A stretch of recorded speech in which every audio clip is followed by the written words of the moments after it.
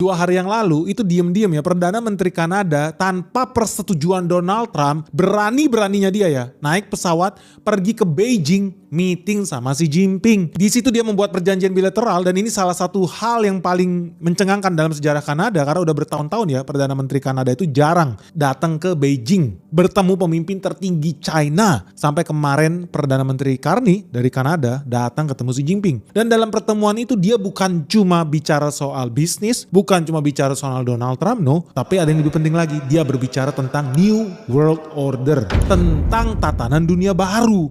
Dan di situ dia memberikan kode keras bahwa Kanada siap bekerja sama, siap menjadi budak China. Dan lu bisa lihat di video yang satu ini. The world has changed much since that last visit. And I believe the progress that we have made in the partnership sets us up well for the new world order. For these important discussions on a wide range of issues where we can be strategic partners, from energy to agriculture to people-to-people ties, to multilateralism, to issues on security. And we believe that the spirit and the substance of these discussions and these agreements will provide great benefit to each of our peoples, but also provide an example to the world.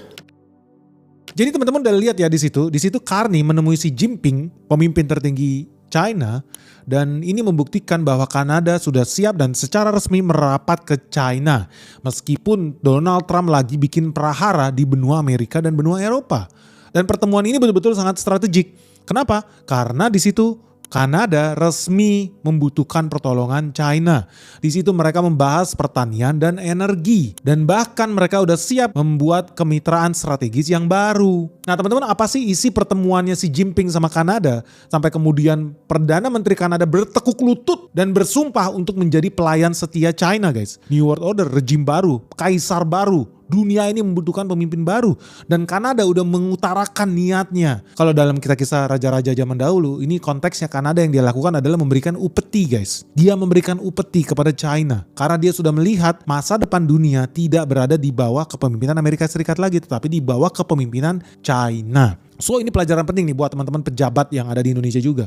Apa yang ditawarkan oleh Kanada? Upeti apa yang diberikan oleh Kanada? Sehingga dia berhak mendapatkan karpet merah dan duduk sejajar dengan Xi Jinping. Jadi ini hal yang betul-betul sangat penting guys. Kenapa? Karena di sini China itu mendapatkan good deal. China itu mendapatkan akses untuk mengirim mobil listrik China ke Kanada. Yang tadinya kena tarif 100%, kalau barang-barang Cina diimpor nih ke Kanada, khususnya mobil listrik itu kena tarif 100%.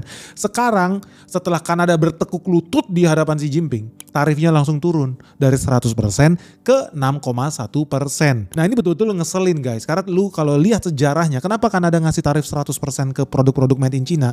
Karena tekanannya Donald Trump. Nanti kita bahas lebih detail, maka lu jangan skip videonya. Nah, deal yang kedua yang menarik juga di sini adalah lu tahu namanya Cina, penduduknya ada berapa? Miliaran bro.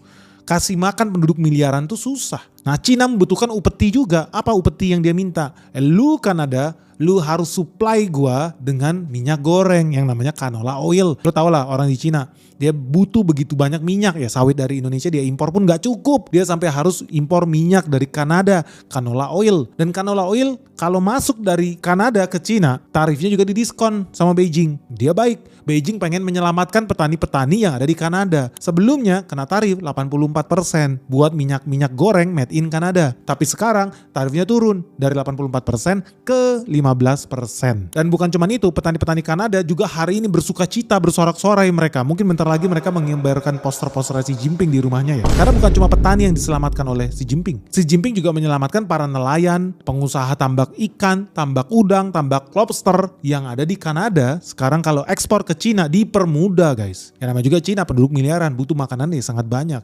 Makanya hari ini bersuka cita para petani, nelayan, petambak-petambak udang dan lobster yang ada di Kanada. Karena sekarang mereka udah siap menerima fakta bahwa dunia ini berada di bawah kepemimpinan China.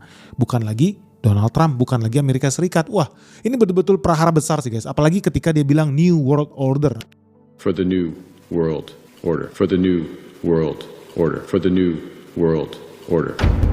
Nah, kenapa deal ini sangat signifikan guys? Karena kita bahas ya dari mobil listrik aja. Nah, awalnya itu kan dia kena tarif 100%, tapi sekarang tarifnya tinggal 6,1%. Nah, Cina menerima kebebasan untuk ekspor sampai 49.000 mobil kendaraan listrik dari Cina ke Kanada. Karena Kanada juga mendukung program dekarbonisasi guys. Dia nggak mau polusi dunia ini tambah hancur, tambah panas, global warming, karena mobil-mobil Jepang, mobil-mobil Amerika Serikat menghancurkan bumi ini. Makanya mereka setuju kendaraan listrik Cina harus disubsidi, bahkan tarifnya dikecilin. Tapi yang paling ngeri guys, kita semua udah sepakat lah mobil listrik itu baik buat planet bumi guys. Mobil listrik itu baik untuk mencegah pencairan es di kutub utara. Kita udah sepakat semua. Dan mobil listrik itu juga bikin hemat pengeluaran lu. Apalagi buat orang Indonesia. Kalau lu makin banyak yang pakai mobil listrik berarti kita mengurangi ketergantungan minyak dari Singapura. Indonesia selama bertahun-tahun jadi budak negara kecil Singapura. Kita harus impor bensin dari Singapura. Crude oil kita juga impor dari Arab Saudi, dari Burtana. Kan goblok. Udah jelas kita bukan punya penghasil minyak bumi. Tapi kita disuruh impor terus. Bayangkan kalau semua orang ganti mobilnya ke mobil listrik, Indonesia bisa hemat sampai ribuan triliun loh. Kenapa? Karena mobil listrik jalannya pakai listrik. Listrik dari mana listrik PLN? Dari batu bara. Batu baranya 100% made in Indonesia. Tapi memang Indonesia ini goblok, mau aja dibego-begoin sama Amerika, sama Jepang. Kita asik memperkaya negara barat Jerman. Supaya apa? Kita jadi budak minyak guys. Ya makanya jangan heran ketika Amerika Serikat melihat, oh Kanada bakal seperti Indonesia nih. Kanada bakal stop impor minyak nih. Kanada bakal mulai pinter nih pakai mobil listrik semua orang-orang di Kanada. Marah Donald Trump. So apa tanggapan Amerika Serikat setelah mendengar kabar pengkhianatan Kearney, Perdana Menteri Kanada ini? Wah, total marah besar dia guys. Sampai Menteri Transportasi Amerika Serikat, Sean Duffy, itu kecewa berat. Padahal dia baru aja meresmikan pabrik Ford di Ohio. Menurut Sean Duffy, Menteri Transportasi Amerika Serikat, langkah Kanada yang membuka pintu bagi produk otomotif Cina adalah kesalahan strategis. Dia sampai memberikan peringatan bahwa Ottawa, ini maksudnya Kanada, bakal menyesali langkah tersebut. Karena Amerika Serikat sudah menyatakan produk mobil Cina itu haram masuk ke benua Amerika. Dan yang paling ngeri lagi dia bilang, Kanada pasti menyesal. Mereka bakal menyesal karena telah membawa mobil Cina masuk ke pasar mereka. Wah, ngeri banget ini guys. Jadi betul-betul sebuah peringatan garis keras nih dari Menteri Transportasi Perhubungannya Amerika Serikat. Nggak main-main nih, Kanada betul-betul membuat aksi pengkhianatan yang sangat gamblang dan terlihat oleh seluruh rakyat di dunia ini. Ini salah satu negara barat loh yang berani berseberangan dengan Amerika Serikat. Gila sih, gue salut nih sama Kanada. Lu punya nyali apa ya? Nggak takut lu ditembak sama CIA?